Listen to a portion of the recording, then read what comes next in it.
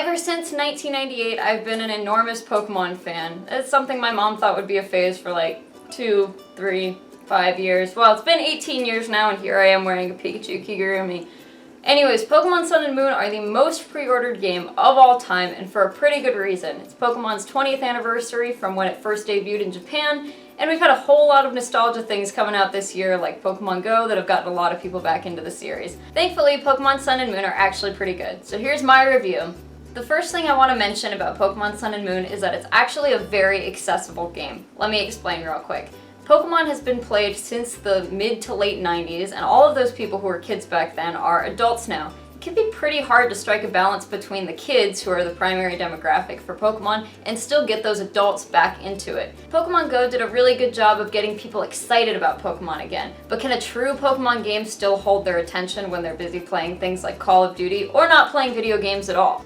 The answer is, surprisingly, yeah, totally. This is actually something they've been doing pretty well since X and Y, but it didn't quite have the hype around it. One of the things that I really loved about it was that it had a great deal of kind of anchoring for that older audience. It had a lot of Pokemon from the first and second generations that you would encounter pretty frequently throughout the game, so that people wouldn't feel so overwhelmed and out of their element.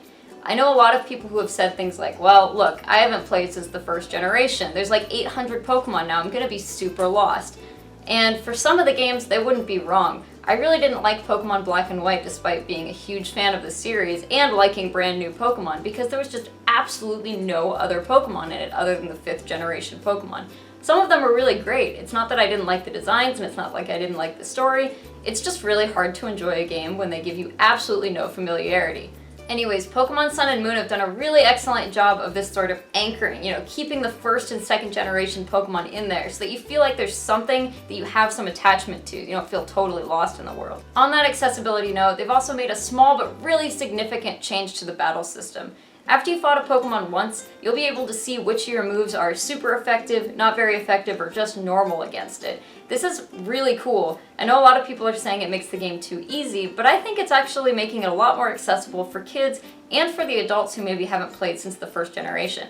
They don't know what a fairy Pokemon is. How are they supposed to know what's good or bad against it? So what else is new? Well, first of all, Sun and Moon are based in a new region called Alola. It's a series of islands, and it's based off of the state of Hawaii in the US. So it's kind of like a tropical feel, and there's a whole lot of cultural references, which make the game feel a little bit more organic. So with this new region, they've actually replaced the gym leader system. Instead of fighting 8 gym leaders, you're going to be going around from island to island, completing trials and challenges, and then defeating a kahuna, which is pretty similar to a gym leader, actually. But the challenges are actually kind of weird. You'll do things like run around in a cave and defeat 3 of the same Pokemon, and then at the end you'll fight a totem Pokemon, which is basically just a powerful, leveled up version of whatever Pokemon you had been fighting. It's kind of weird, not in a bad way, it just seems a little unnecessary. I preferred fighting trainers, but it is different, and it's shaking up the formula a little bit, and I can't really fault them for that. Here's a welcome change to the series. There's no more HM slaves. They've actually given you Pokemon that you can call upon at any time to perform those same actions. So you'll get a Lapras to surf around, you'll be able to use a Tauros to smash through rocks. It's really, really nice. You don't have to be limited in your Pokemon team anymore. You can build it exactly the way you want it.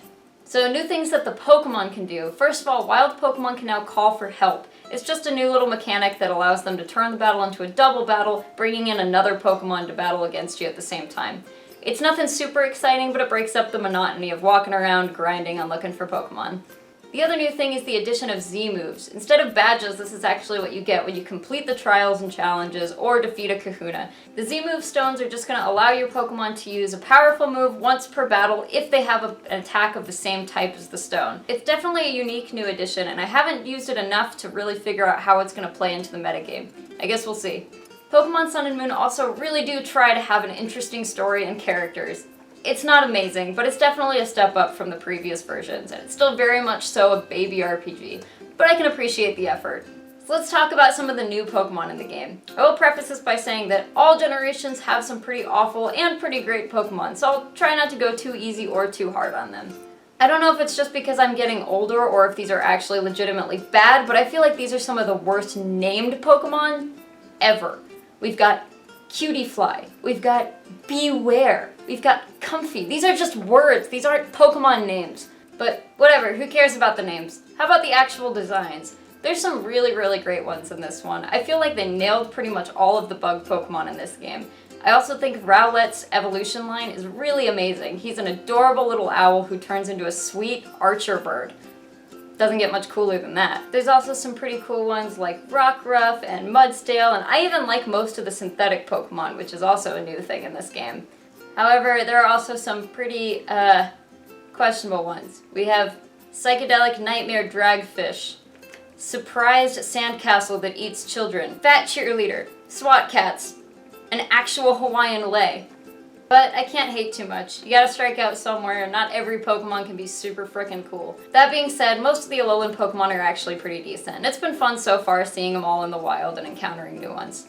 I've also got to talk about Alolan forms of Pokemon, which I think is a super cool idea, and I'm really glad they did it. You know, in real life we have different species of animals, and they come in different colors and that sort of thing. And the Alolan forms are sort of just like the Pokemon version of this. We have things like Vulpix and Ninetales being ice and fairy type instead of fire, and they come with this sweet new design. You also have things like Rattata becoming a dark type. I can totally see that. Rats can be evil. Some of these, I have no words.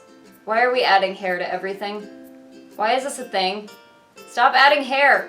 Anyways, I mentioned before that what this game does really well is being accessible. This is mostly a good thing, but not always. The scope of the game is a little bit smaller, and there's always a red marker telling you exactly where to go. Beyond that, your rivals are never super mean to you. There's no Gary Oak ambushing you at the end of the tunnel with your beat-up group of Pokemon and challenging you to a battle while all your Pokemon are almost dead. This time, they heal you before you fight, and everything is sunshine and rainbows. I would sort of prefer if they taught the lesson that we all had to learn when we were younger, and that's that life is not always fair and Pokemon likes to screw you over. Whatever, at least we can all hang out together online. Battles and trading are still around, of course, but we now have this new Street Pass hub world called the Festival Plaza. This is kind of cool in theory, but the whole thing is a little bizarre, and at times it actually seems kind of poorly translated. So you're walking around this area, and the people you Street Pass with will show up, you'll talk to them, answer questions, get coins, you'll build these new structures that'll do things like, oh, if you eat a meal, your Pokemon will gain a level. It seems kind of random and thrown together at times, but I've only Street Passed about 10 people since I've started playing the game, so maybe I just don't quite get it yet. Overall, Pokemon Sun and Moon is a pretty solid addition to the franchise. It walks a delicate balance of changing a little bit, but not changing too much so that you don't piss either group off too much. Veterans might find it a little easy, but people who haven't played Pokemon in a while, have never played Pokemon, and especially kids are going to find it really welcoming, really friendly, and really easy to pick up and play. That wraps it up for my review of Pokemon Sun and Moon. Thanks for watching, everyone. I'll see you next time.